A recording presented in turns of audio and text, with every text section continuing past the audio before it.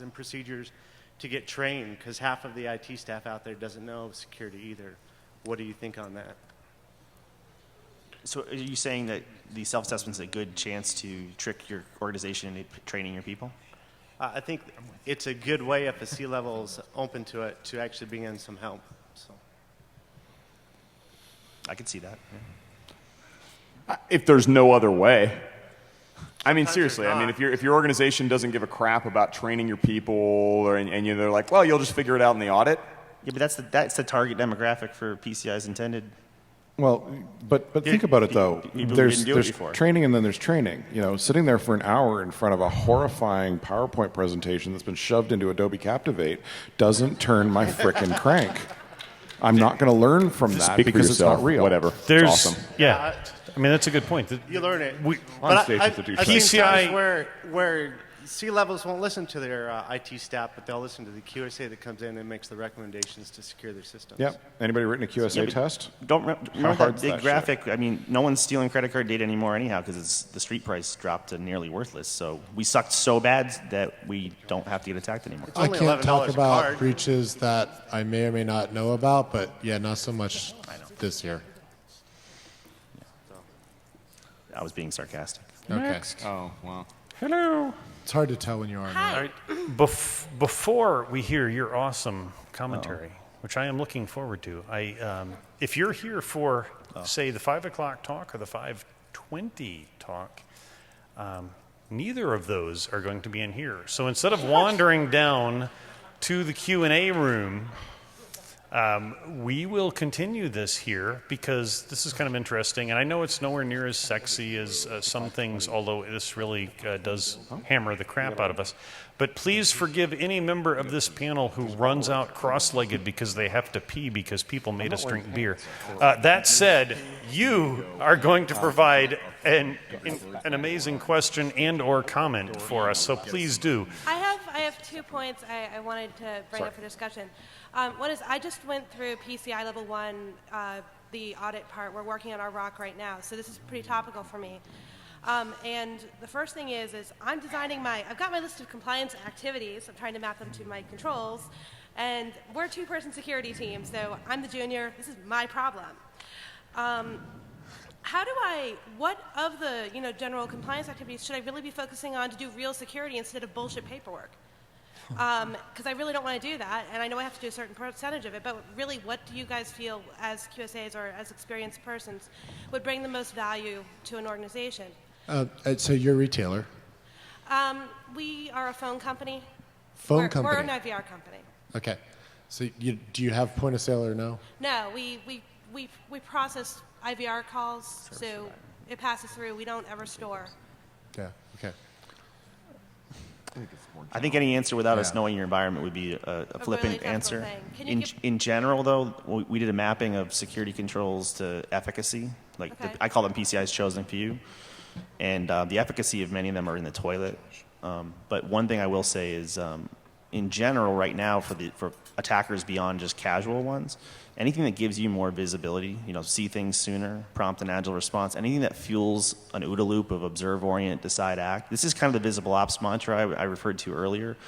The parts, it's funny and sad. Log management is a requirement, and yet 0 breaches were detected via using log management. It's not that you can't do it; it's that no one's looking at them. Right. So if you just do a log management program to tick a box, it's fairly low value. If you use it to help improve your eyes and ears, it can be fairly high value. So you have to do them all anyhow. The question of which ones are going to be the most useful as well for other things, to me, it's more eyes and ears to inform your incident response cycle.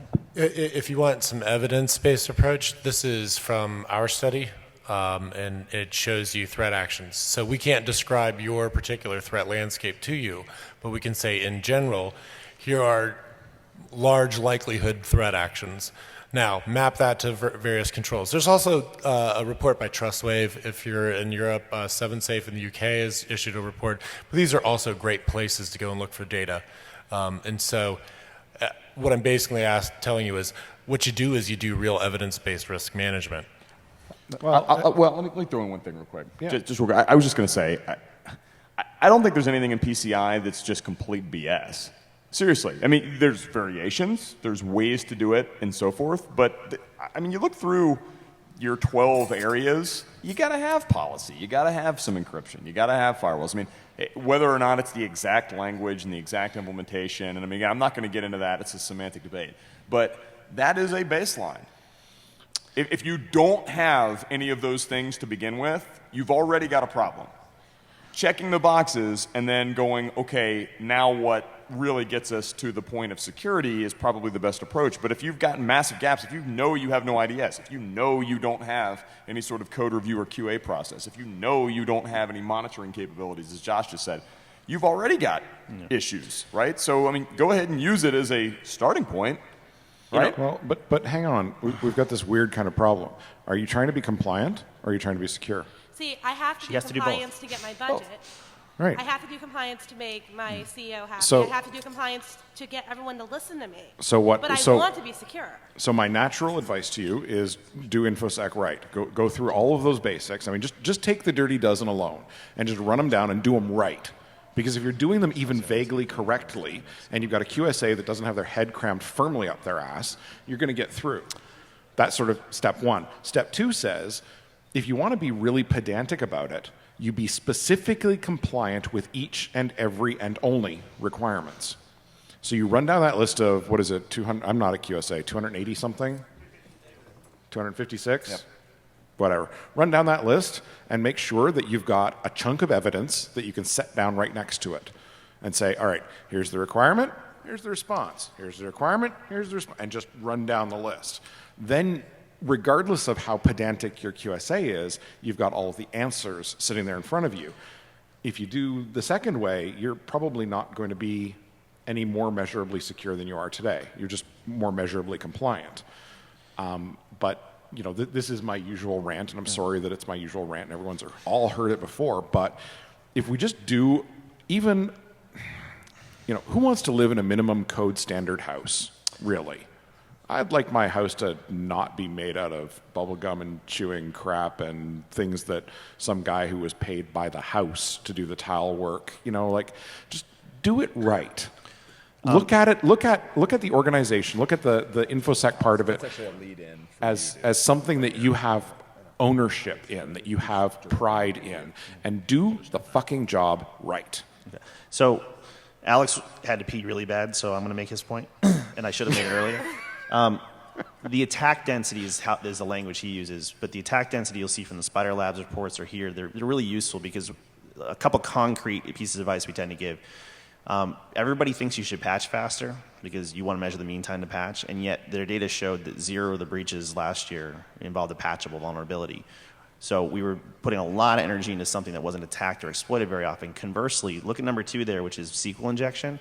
A lot of people try to pass specifically 6.6 with the honor with the honors, the prepared statements, the honor system of the SDLC, and I think an SDLC is good, but you should try to, you know, social engineer your budget into, you know, maybe we shouldn't skip the WAF. You know, I'm not saying a WAF fixes everything, but this is an example of lots of attack there, and we cut a corner, right? So if you look at where the most failures have happened, it may better aim how far you stretch the limits of the interpretation. Where did Alex go? You know, real men can hold their urine, but I guess Alex couldn't. No. You're live. Here's the other really cool, awesome, important thing. You've The got all of our things I say are usually on purpose. Twitters, and you can find us all because we're findable on the internets. We're in the Googles. You can ask questions. Like, seriously, you know, I probably spend upwards of 2 hours a week just answering weird crap that lands in my inbox. So feel free to ask. I think we're actually connected in some way, shape, or form on LinkedIn. That's kind of freaky. So, It's kind of weird, actually. We do have a couple more people that have comments and questions. I just wanted to ask one last thing, and then I'm out. My QSA, when he came in to do our on-site audit, mentioned that in PCI DSS 2.0, the auditor's requirements were significantly larger in terms of evidence collection. Can you speak briefly to what I can expect in terms of impact on me, in terms of evidence providing, or like really, how much is it going to change things for us? I don't know. I'm not a QSA. Ask around, though. There's one in the front row. Okay, awesome. There you go. Offline. She's good to know, too. The significance. Crap, Alex is back. Shit. So, wait. Alex is up there, just because I have the opportunity and first of all, I have to make a disclaimer. I have a cool new job. I think I said that, and compliance is a big part of the company that I work for. That's not where it started, but compliance does give us jobs. But we're here. People that are at this event are here because we like to break shit. We like to fix stuff, and sometimes there's a little disconnect there. But we have a couple more questions. One of the things that we would really like to talk about is that there are some really uncomfortable, if you dig in, incestuous relationships between certain people that might, for example, be on the PCI Council and certain corporations. And there's some information out there that even here, because some of us like things like paychecks, we kind of tap dance around. And with any luck, we can, next year, we'll have made enough money that we don't need a job anymore or whatever and can do that. But if you don't think that that incestuous relationships are part of the reason that things are stacked up the way they are, it's interesting. With that said, I'm going to shut up as long as I can. Is that like a conspiracy theory that you were kind of throwing out there? Well, So- I mean, next question. Next question. How many Next planes have question. flown into the Pentagon? No, wait, that's a different. That's Question. Question, please, because they're like intelligent people next to Shut me and up. lined up in front of the microphone, but not behind. You're this so wearing a microphone. turban, dude. It's not a turban, you fucking dumb American. I Question. don't remember what it's called though. I just got a question related to scoping. If Scoping? you're at tier 2, tier 3, you know, it depends on the amount of cards you're processing. If you're a multinational corporation, you're going through many different gateways. Like, say you have 500,000 in the U.S. and you got 400,000 in Canada and another 200,000 in Europe. You're over 1 million at that point. But they're all going through different gateways, and you know they're different subsidiary companies that are all tied to one parent. How does PCI scope that? Would you be a tier 2? Would you be a tier 3? Magic. There's a scoping SIG, which stands for Special Interest Group, and they are in just a big old circle right now, to the point where to the Circle point what? where several of them are trying to quit. Well, okay, so the scoping SIG initiative that started a long time ago, maybe it's closed now, was fighting over things like, oh, if we share a DNS, doesn't that make everything else that touches the DNS touch everything else? So that's just going kind of nowhere right now. Right. So I would ask your QSA, because really, at the end of the day, it's the interpretation of the person who does the rock. You do know that this whole thing is opinion based on your QSA's part. Right. And no one's ever bought an auditor off. Arthur Anderson.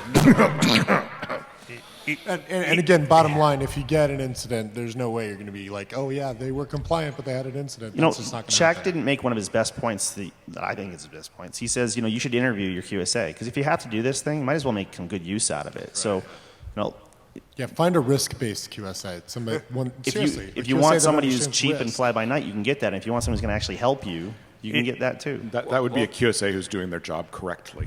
Yeah, there are QSAs that care. I do want to back up a little bit about something I said with the council. There are people that actually care about security that are involved with PCI. I can think of one who was recently elected to something or another, and he's an awesome guy and has a big green egg and makes great smoked meats. But there are other people who care, but it's just such a polluted situation.